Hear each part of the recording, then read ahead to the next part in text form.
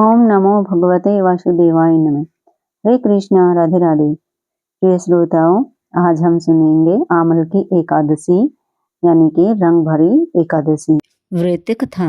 होलिका दहन के 4 दिन पूर्व फाल्गुन मास की शुक्ल पक्ष की इस एकादशी का नाम आमल की एकादशी है। इन दिनों आंवले के वृक्ष में भगवान का निवास रहता है, इसलिए आंवले के वृक्ष के नीचे बैठकर भगवान की पूजा करने और आंवले खाने तथा दान करने का विशिष्ट महत्व है। महर्षि वशिष्ठ जी और महाराज मानधाता के मध्य संवाद रूप में इस एकादशी की कथा है। तो प्रिय श्रोताओं, चलिए सुनते हैं आमल की एकादशी की कथा। त्रेता युग में एक दिन महाराज मानधाता ने महर्षि वशिष्ठ जी से अनुरोध किया, हे मुनिवर, यदि आप मुझसे प्रसन्न हैं तो कृपा पूर्वक मुझे कोई ऐसा व्रत बतलाएं जिसको करने से मेरा सब प्रकार से कल्याण हो।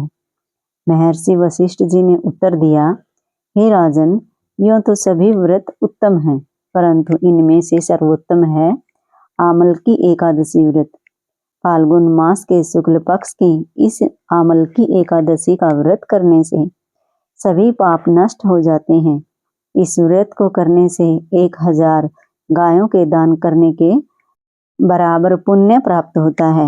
इस बारे में एक कथा मैं आपको सुनाता हूँ, ध्यान पूर्वक सुनिए। वैदिक नामक एक नगर में ब्राह्मण, क्षत्रिय, वैश्य और शूद्र चारों वर्णों के परिवार आनंद पूर्वक रहा करते थे।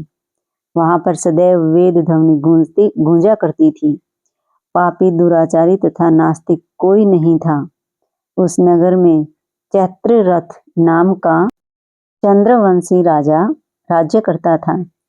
सभी नगरवासी भगवान विष्णु के परम भक्त थे और सभी नियम पूर्वक एकादशियों का व्रत किया करते थे।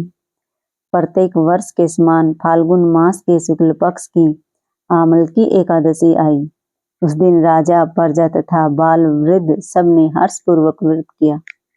राजा अपनी प्रजा के साथ मंदिर में जाकर कुंभ स्थापित करके धूप, दीप, नैवेद्य, पंचरत्न आदि से धात्री आंवले का पूजन करके इस प्रकार स्तुति करने लगा, हे धात्री, आप ब्रह्मा जी द्वारा उत्पन्न हुए हो और समस्त पापों का नाश करने वाले हो, अतः आपको नमस्कार है। अब आप मेरा आराध्य स्वीकार करें। आप रामचंद्र जी द्वारा सम्मानित हो। मैं आपसे प्रार्थना करता हूँ कि आप मेरे समस्त पापों को समूल नष्ट करें। मंदिर में सबने रात्रि को जागरण किया। रात के समय वहां एक बहेलिया आया जो अत्यंत पापी और दुराचारी था। वह अपने कुटुंब का पालन जीव हिंसा करके किया करता था। उस दिन उसे कोई शिकार नहीं मिला था, इसलिए निराहार रहना पड़ा। भूख तथा प्यास से अत्यंत व्याकुल वह बहेलिया मंदिर के एक कोने में बैठ गया और विष्णु भगवान तथा एकादशी महात्म्य की कथा सुनने लगा। इस प्रकार अन्य मनुष्य की भांति उसने भी सारी रात जागकर बिता दी। प्रातःकाल घर आकर उसने भोजन किया। कुछ समय बाद उस बहेलिये की मृत्यु हो गई।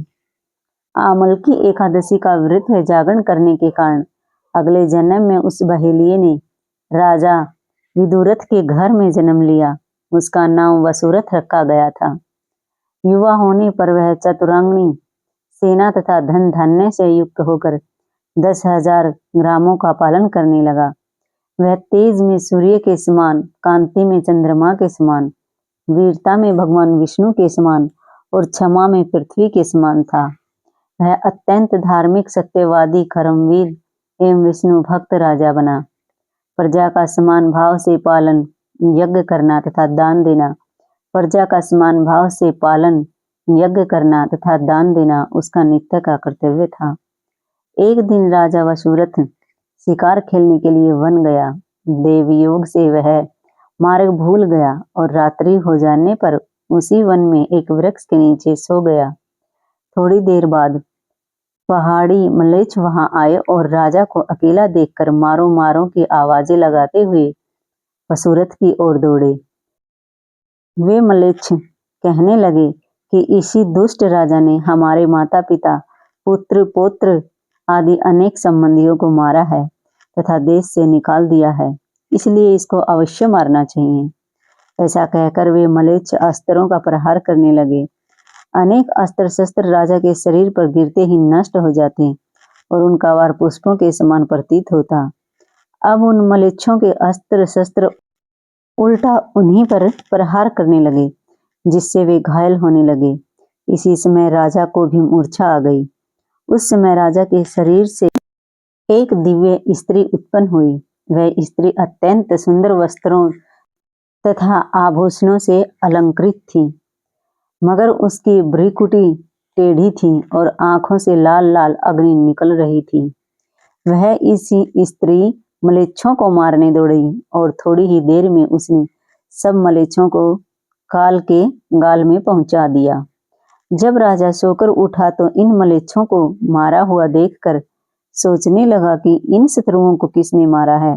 वह ऐसा विचार कर ही रहा था कि तभी आकाशवाणी हुई, हे राजा, इस संसार में विष्णु भगवान के अतिरिक्त कौन तेरी सहायता कर सकता है। इस आकाशवाणी को सुनकर राजा अपने नगर को चला आया और सुखपूर्वक राज्य करने लगा। महर्षि वशिष्ठ जी आगे बोले, हे राजन, यह आमल की एकादशी के व्रत का प्रभाव था। जो मनुष्य इस आमल की एकादशी का व्रत करते हैं वे सभी कार्यों में सफल होकर अंत में विष्णु लोक को प्राप्त होते हैं। तो बोलिए एकादशी माता की जय हो, आमल की एकादशी की जय हो, विष्णु भगवान और माता लक्ष्मी की जय हो। तो प्रिय श्रोताओं, ये थी आमल की एकादशी व्रत कथा। अगर वीडियो अच्छी लगे तो लाइक करें, शेयर करें और कमेंट में राधे राधे जरूर लिखें।